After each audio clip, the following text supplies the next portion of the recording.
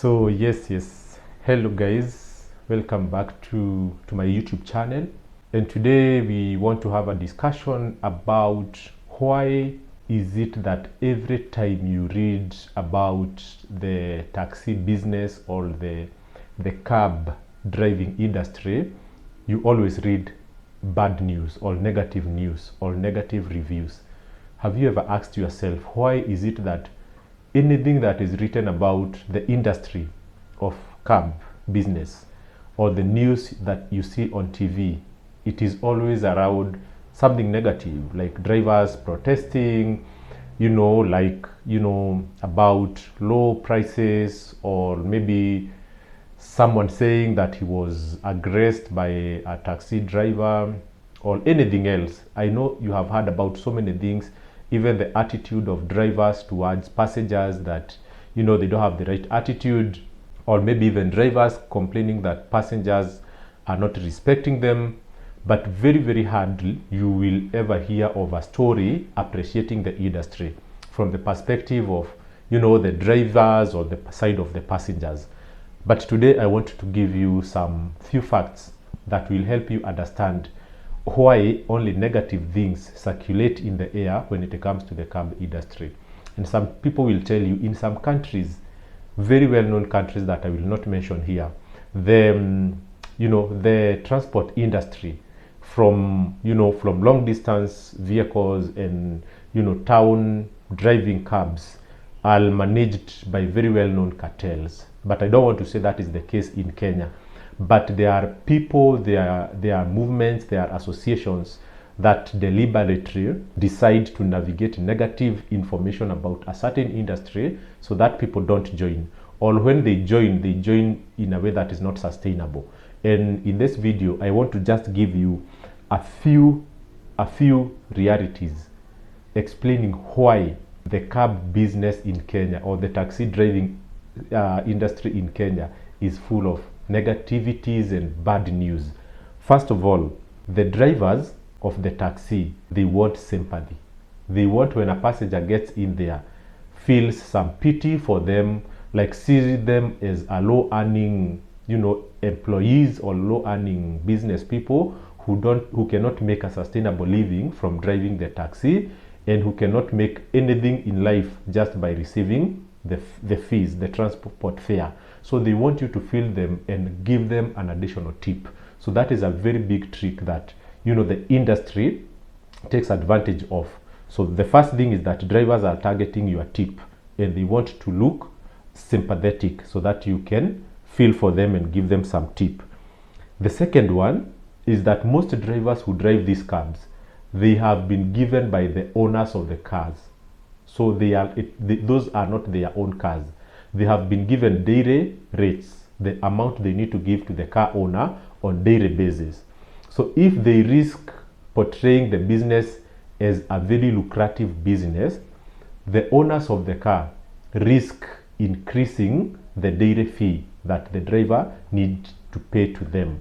So to make sure that either the fee is reduced or maintained at a certain level, the driver have to portray that the industry is suffering and the driver is going through a hard time, so that the car owner does not ask for more money. The third point is that the more you complain about the industry, you put barriers for more people to join. So more people are not able to join or are not desiring to join a business or an industry that is full of negativities and everybody is complaining about. And when you put those barriers in a way that no more people are joining, you reduce the competition. So the offer is not more than the demand. So like drivers are more busier than if there was double the number of drivers. So drivers want to avoid competition, and that is a very good strategy that they have managed to ensure that nobody else joins the industry apart from the existing. Or if anything, the growth rate of numbers of drivers entering is not very high. So that is point number 3. Number 4 is that when you make noise to the government, it is a good advocacy strategy. So it's just like teachers, all policemen, all doctors, or nurses. Every time you do advocacy work, you push the government to the corner, you get out with something.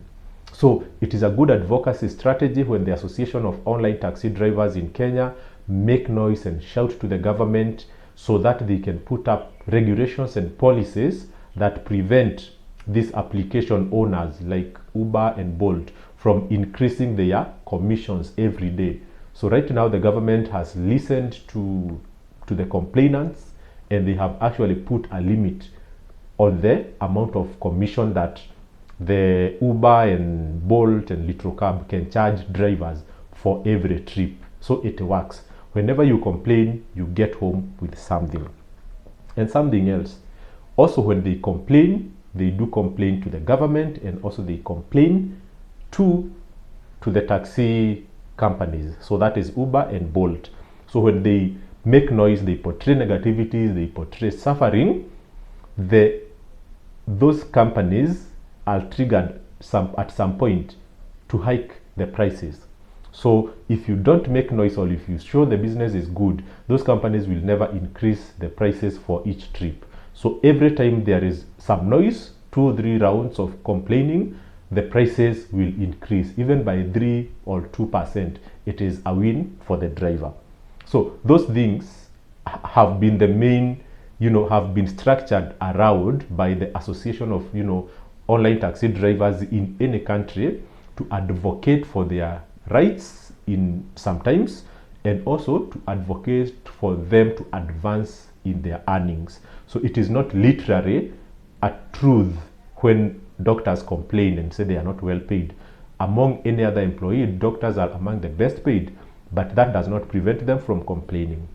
So that happens as well in the taxi industry. So if you want to get into the business, please be informed about the realities of each market before you just take the headline news as the Bible truth or the biblical truth. So do your own home assignment, do your own due diligence, and make sure that you are informed, you are streetwise, you can detect the noises from the truth. So those are some of the insights that I am giving to you guys, and I leave the floor for you to analyze and make your own conclusions.